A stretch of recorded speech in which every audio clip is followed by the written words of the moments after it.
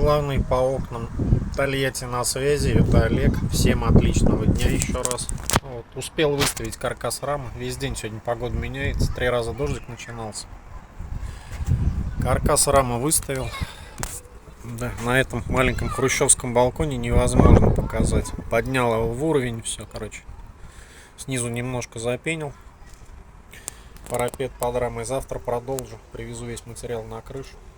Продолжу. Всем отличного дня.